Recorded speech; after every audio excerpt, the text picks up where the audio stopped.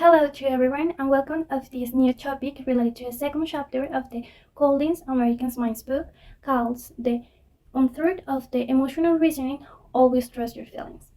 So for introduce you a little bit of this new topic, I want to start with two important questions.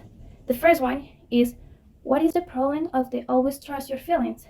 And the second one is, it's really important to stop favoring our feelings over the real situations. For this, from these questions, the author tells us about the Boethius story. He was a writer of the consolation philosophy, and he describes his imaginary rencounter with the lady of philosophy who visited him one night to help him to reframe his thinking about negative emotions, negative feelings. So she also gets him to reflect about his negative emotions on the fact they should be grateful about he has a family support, people who really love him, for example. And this is a important situation or important event to reflect about his type of exercise to help us to see the situations in a new way, in a new light. So to start, it's important to take in account about the different topics of this lesson. For that, we have a lesson objective that will focus on the reflection about the concepts or ideas that the author gives us.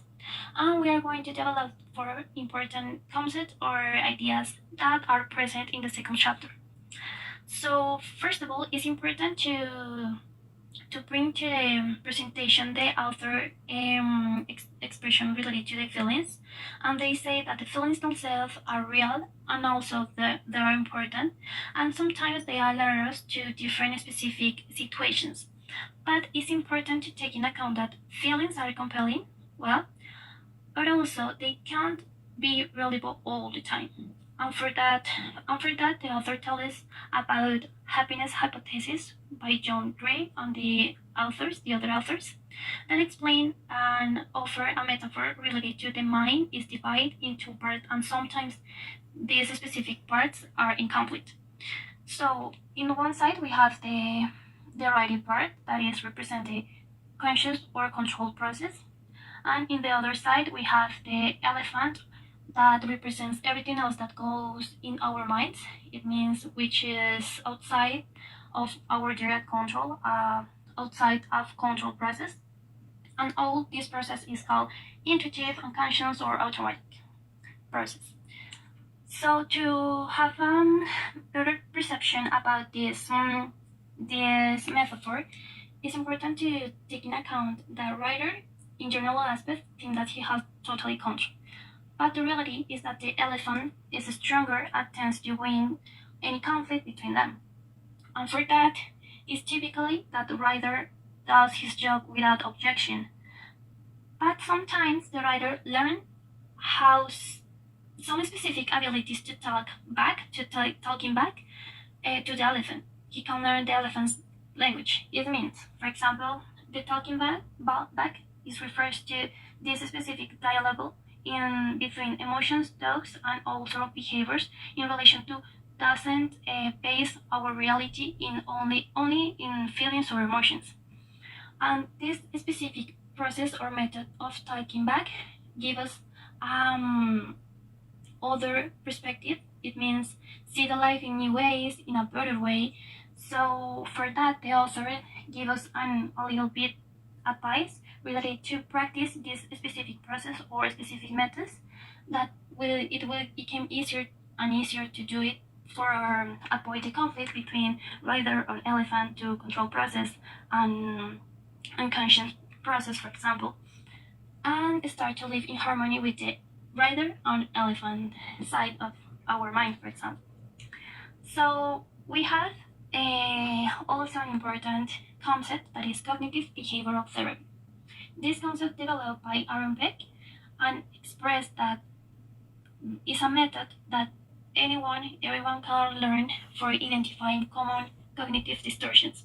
Cognitive distortions are the specific patterns related to the feelings, thoughts, and behavior that sometimes the reality could be distortion in the a specific way. We are going to talk about a little bit more in a few minutes, but in general, the cognitive behavioral therapy is the method that provides change our patterns related to the thinking and also related to the behavior. So for that, they give us an important relationship between thoughts and feelings. For example, depressed person that has a connection with her or his emotions or feelings with her thoughts, for example. And that, for example, give us a connective distortion related to the irrational feedback loop. For example, we are going to understand more with the cognitive trial. A depressed person try to perceive the world in a negative way. For example, my world is the worst, and also have a bad perception of the future. It means my future is hopeless, and also have a negative perception of oneself or himself. For example, I am a bad person, I'm a horrible student, I don't deserve this or that. And this specific construction of behavior, thoughts, and feelings is like we are going to call schema. Schema is that patterns of thoughts and behavior that boil up over time. It means for a depressed person, it's normal to think that his world is horrible, his future is hopeless, and his personality is horrible. This specific construction of the perspective of the reality is like we are going to call schema. And schema is important to talk a little bit of cognitive distortions. But the cognitive distortion as emotional reasoning is these specific feelings that guide your interpretation or your specific situation, or we are focused in a worst possible scenario, for example. And this schema develop this type of cognitive distortion. That's why the author says that it's important to develop a critical thinking in relation to recognize that defeat fake news in relation to our emotions. And now, talking about emotions, there are some moments when we feel an aggression. But what is a microaggression?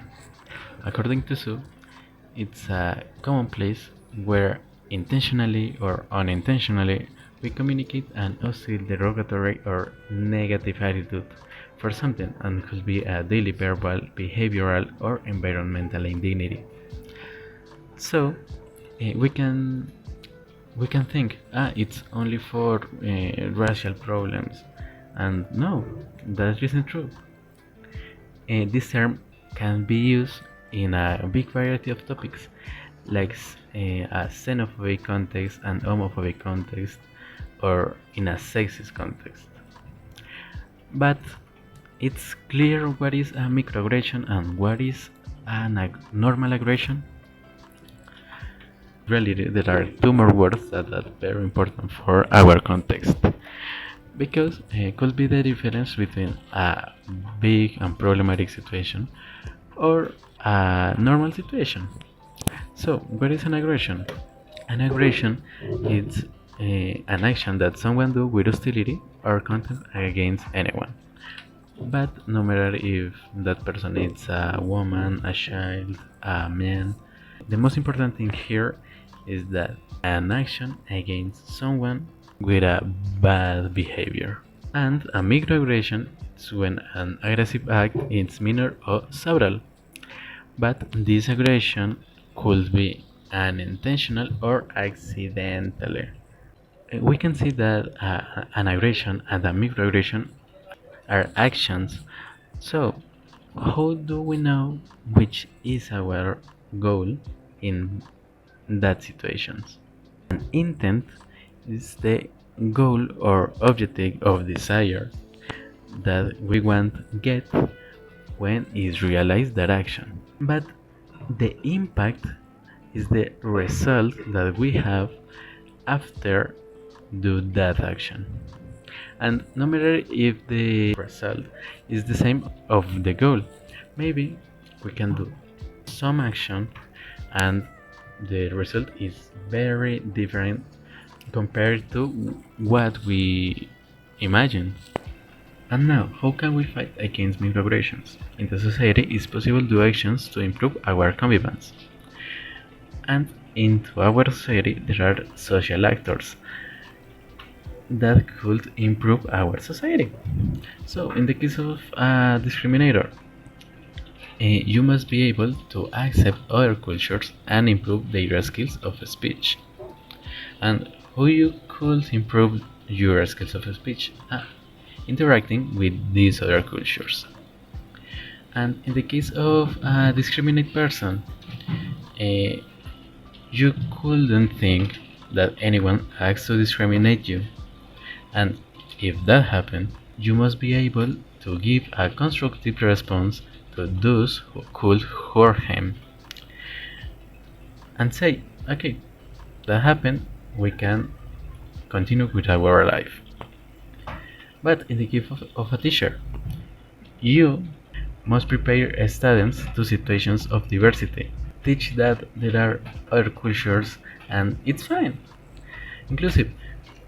You can learn about this. You can learn behaviors, cultures, and belief that you don't know.